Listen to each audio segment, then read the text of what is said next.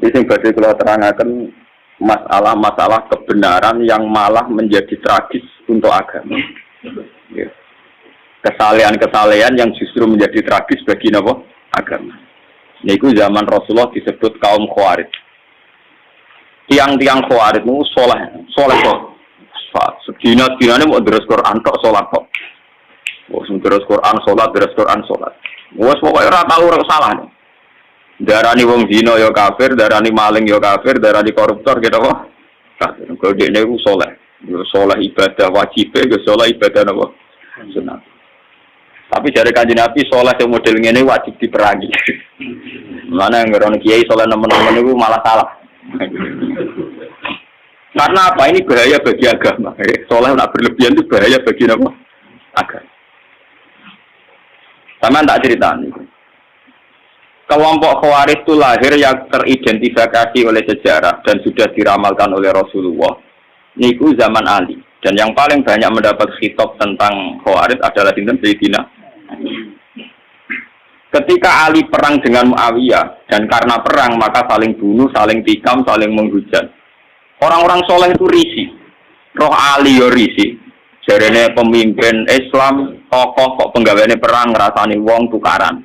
Roh Muawiyah ya risi, dari wong soleh pemimpin kok begane perang rasani. Artinya dia terus merasa paling soleh dibanding Ali, dibanding nopo? Muawiyah. Darane Ali ya gendo, darane Muawiyah ya nopo?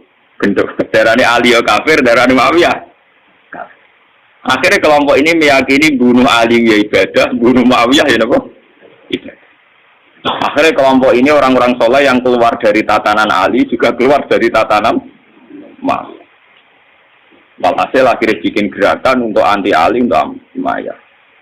Bahkan ketika Sayyidina Ali kirim pasukan ke mereka, sedang deres Quran. Kalau berikut deres Quran, poso, tahajud, enggak pernah salah. Tapi Kanjeng Nabi, makanya ini sampai salah paham. Dipeseni Ali, dipeseni, nak ono kelompok ngono kon merangi. Sause iqamatil hujjah, sause mendapat penjelasan. Iya, ampun nganti salah paham. Sampai salah paham rokok tenang. Benar nih malah. Ini masalah paling sensitif dalam sejarah Islam. Mergo ngadepi podo-podo wong Islam, bahkan wong Islam soleh. Jadi kita ngadepi wong nopo? Soleh. Kalau ingin ngaji teng Bojonegoro, kalau anggar setua akhir bulan teng Bojonegoro, tadi malam masih teng Bojonegoro. Di dalam kalau terangkan masalah Khawarij. Kenapa Khawarij ini menjadi bahaya? Karena kesalehan yang tidak punya perhitungan. Jadi soleh tapi goblok. Misalnya ngeten, kalau contohnya ngeten teng Bojonegoro, teng Mriki, teng Budi-Budi kalau contoh. Misalnya tentang perempuan itu dianggap fitnah. Semua tragedi sosial karena perempuan. Wong nakal lali anak bojo mergo katut wedoan. Kiai lali kitabe krana katut napa? Wedoan. Pejabat lali tugas kewajibane katut napa? Wedoan. Sehingga kesalahan yang namanya perempuan itu divonis semuanya serba hitam. Harus dijauhi, harus apa? Tapi yang dia tidak menyadari, kesalahan ini tanpa perhitungan. Ketika wong soleh menjauhi perempuan, ini artinya perempuan didekati wong dolim. Dan produksinya mesti produksi wong dolim. Misalnya kok Mustafa soleh, bojo muk sitok, orang arah wani nambah. Anak muk loro. Artinya mau Mustafa iki soleh, mau nglahirno wong soleh loro.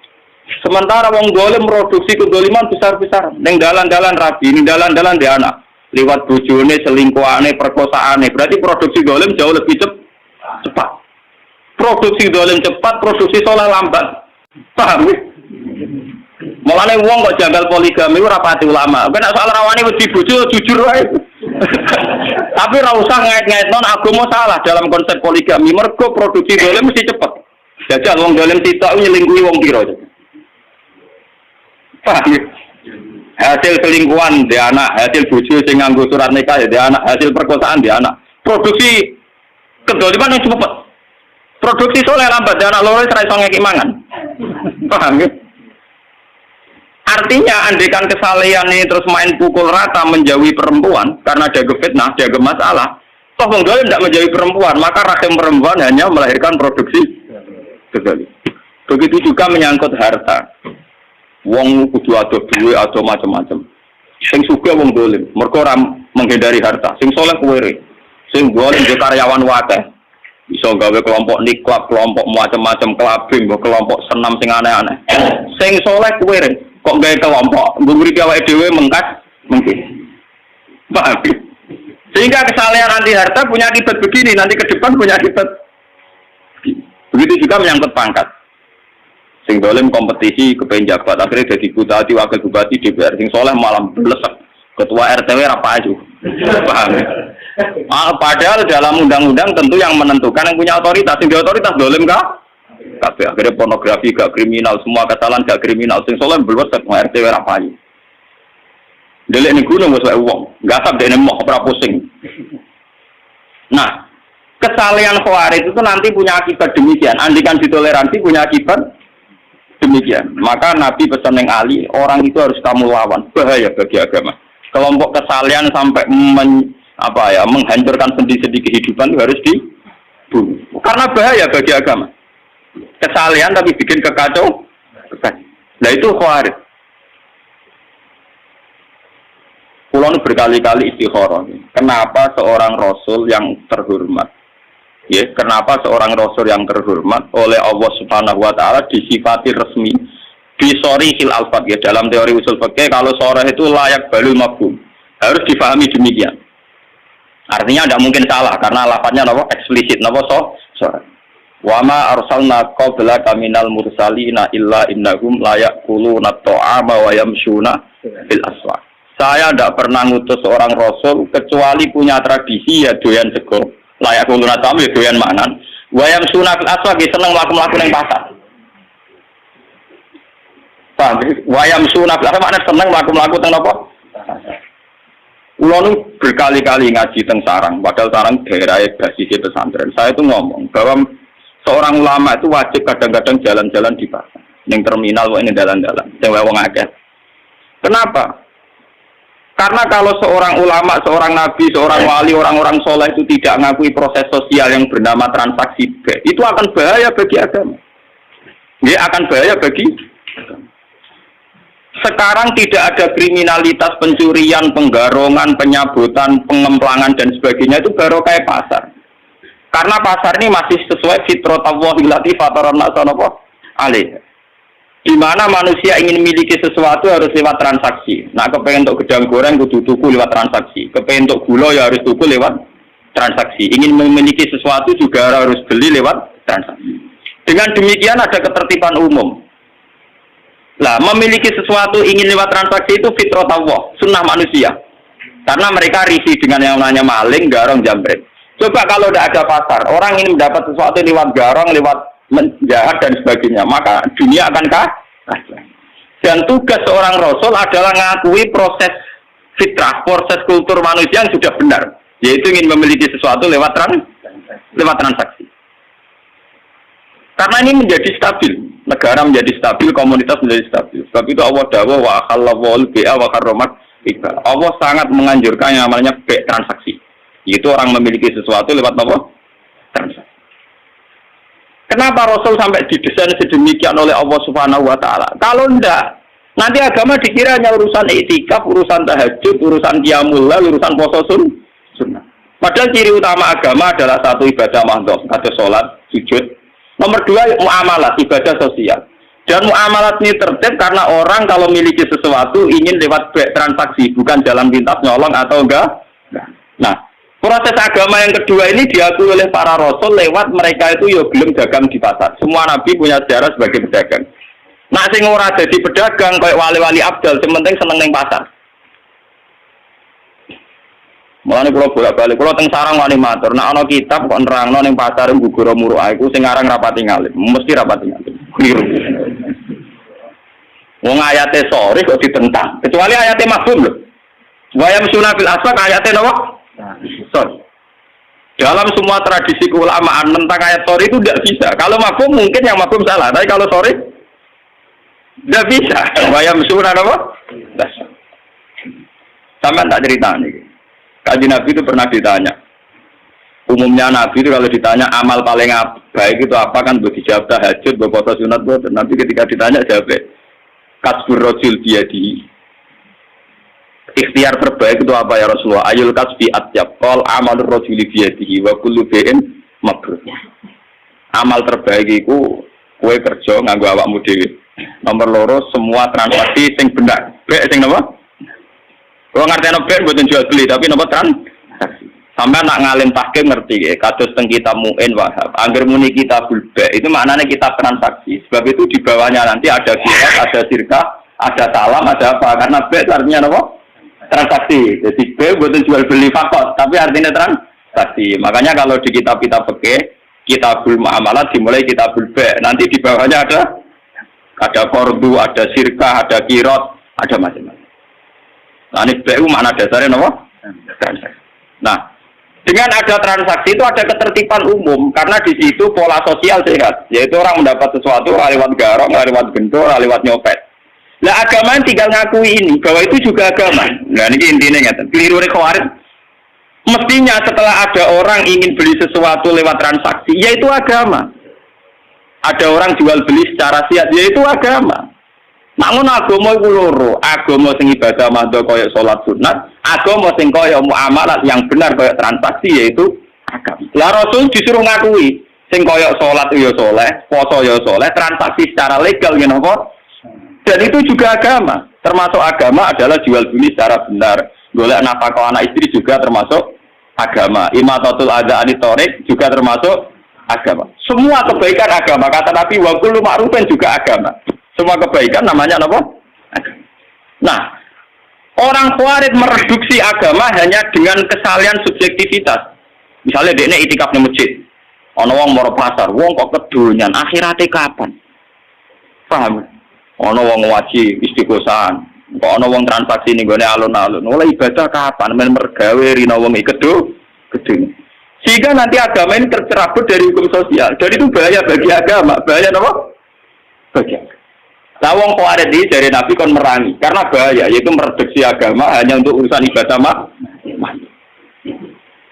Saya punya catatan hadis sahih yang diriwayatkan Imam Ghazali. Suatu ketika Nabi itu jagungan teng teras masjid kalian sahabat-sahabat sing badhe itikaf. Niku teng Ghazali teng Ihya bab Fadilatul Kasbi, bab fadilah kerja. Terus wonten canom gagah nggawa cangkul. Gua pengen kebun kurma apa napa. Kita serang-arang marang kebun padi ora ana pari. Terus dari sahabat-sahabat sing niku cara kene kok Rukin Mustofa sahabat seneng ngaji, seneng saleh-saleh. Hal la yakunu jaladuhu fillah. Wah, jaiku akan lebih baik nak gagahe digo iktikaf. Kesaleane dipakai iktikaf. Pak Amin ngurusi dunya. Dari Nabi hal la taqulu kadzalik. Kamu jangan komentar demikian. Dia mungkin kerja untuk nyarikan nafkah untuk ibunya dan itu baik. Atau menyarikan nafkah untuk anak istrinya juga itu baik. Nah ini hebatnya Rasulullah. Sebab itu agama sebetulnya dalam konteks Indonesia itu tidak pernah kalah. Makanya aku darani kiai paling sukses ya aku. Mereka ora tau kalah. Nak kiai sing senengane ngaji sekali sing ngaji sithik ngrasa kalah wong ora seneng ngaji men kedunyan wae. Lan aku kan mboten. Misalnya si seneng ngaji ya apik wong ngaji. Ning pasar ya apik wong nglakoni golek nafkah anak bojo. Sing mulai saiki macul iki sama ya apik wong kerja. Jadi aku nganggep sukses umatku baik-baik saja. Lah salahe kiai darani sing apik sing melok kelompok ini psikosa sehingga darani ono kiai mulang ono sing ngaji malah do kedonyan ning sawah. Ya akhirnya dia merasa kalah mergo sing ning sawah luwih akeh timbang sing ngaji. Dia cara berpikir salah, maka dia merasa kalah terus. Perempal, wis ngono keliru cara Kanjeng Nabi. Dia ini sing dibela-bela Kanjeng Nabi, dibela Kanjeng Nabi nyalahno. Ora loro. Lah nek kaya kula kan santai. Sing ngaji ben ngaji kalau biasa ada toko-toko sawah ke dia. Ya apik, wae tak kaya apa ya apik. Karena kemenangan agama sebetulnya dihalal demikian dan itu memang agama. Sama cek di Quran, di hadis, semua perilaku sosial yang benar itu ya bagian dari agama. Karena agama adalah amar ma'ruf nahi mungkar, semua ma'ruf itu makmur diperintahkan. Diperintahkan adalah bagian dari agama. Nah dari Kanjeng Nabi akhirnya cara sahabat terpelajar sudah tahu. Nah ono sing iktikaf ya sedang dalam bingkai agama. Sing saiki nggo pacul ning kebon ya sudah sedang dalam bingkai agama. Dan gue kiai model ngono kan aman. Nolak ngaji Nabi yang ngerasa sukses. Sing bareng beliau di masjid yo derek non Nabi. Sing ning pasar ning dalan-dalan ning gone sawah yo derek non Nabi. Iku ajarane malah Nabi ini menangan tuh. Sing sawah yo nglakoni ajaran Nabi golek nafkah, sing pasar yo nglakoni ajaran Nabi golek nafkah, sing terminal dadi kernet dadi supir yo nglakoni ajaran Nabi. Lho sing ora ajaran Nabi kan jiwite wong iku ora ajaran. Sak mergawene tetep ajarane Nabi lho campur aduk.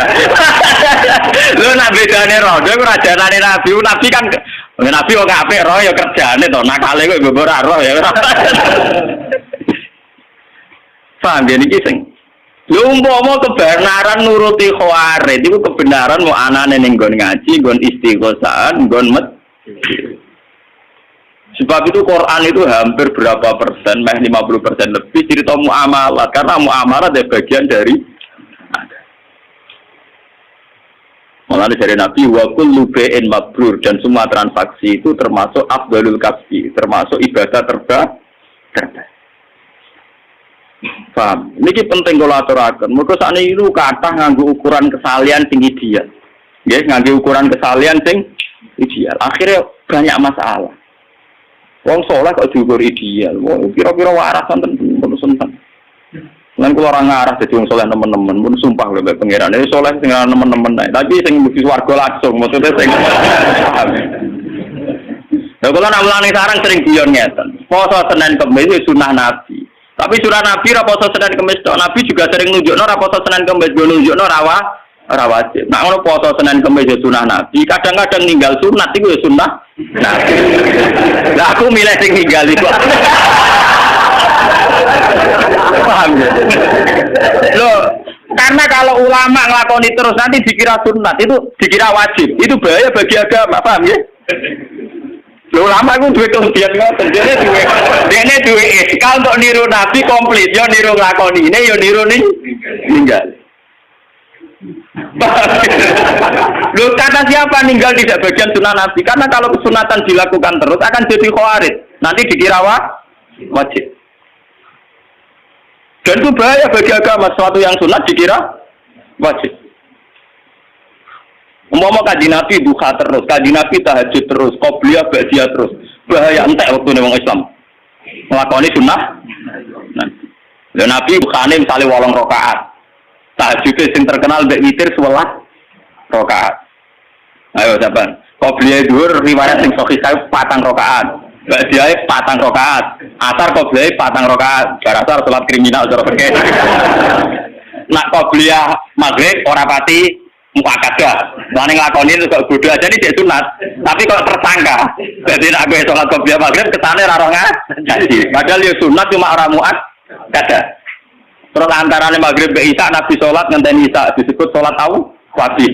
Tapi itu semua dilakukan Nabi hanya sering melakukan juga sering meninggalkan. Umpama Nabi ngelakoni terus pasti dikira wajib. Mana gua ngomong tentang santri-santri, jangan kira orang kayak saya tidak melakukan sunnah Nabi, saya melakukan sunnah Nabi. Cuma diperhitungkan menjelaskan gampang.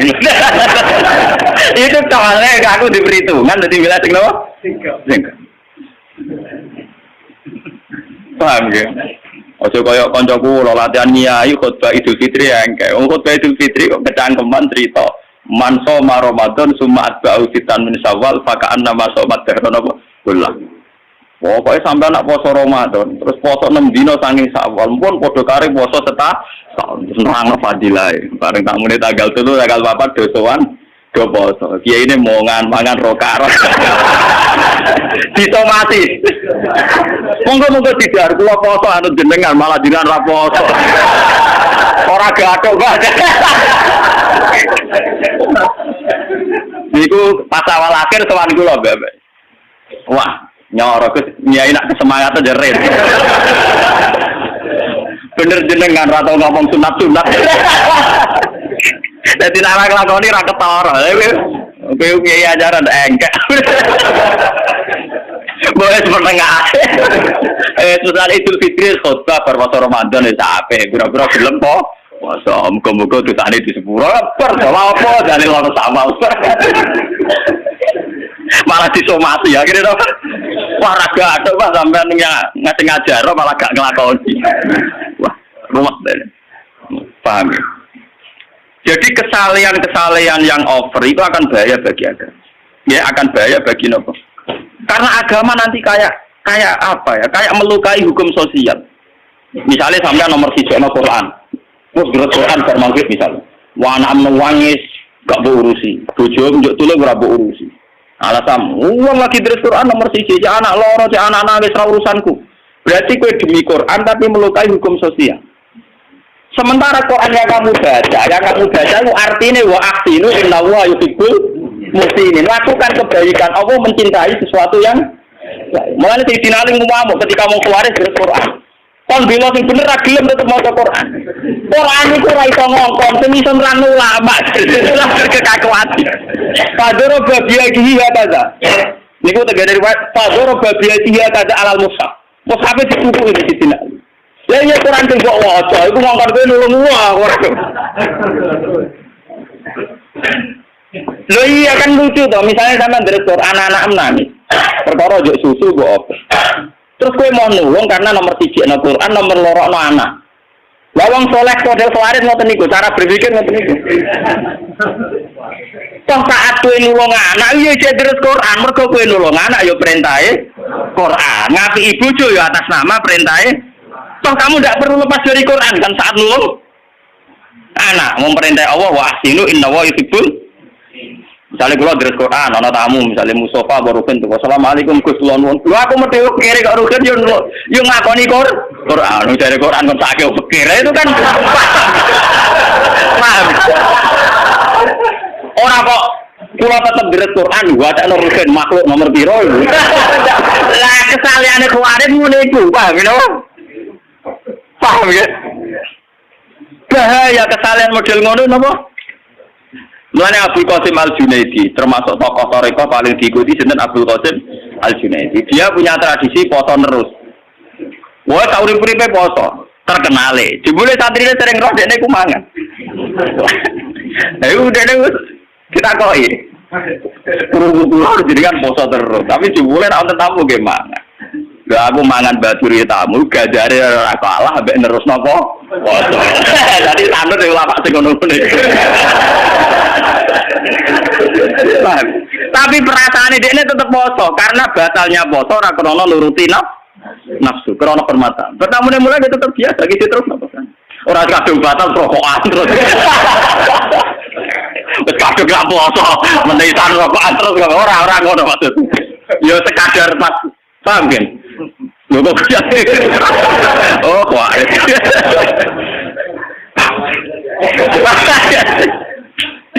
Jadi sebetulnya pola-pola kesunatan yang dilakukan Nabi itu variasinya banyak. Toh kita tetap dalam bingkai kesunatan, bingkai kebaikan.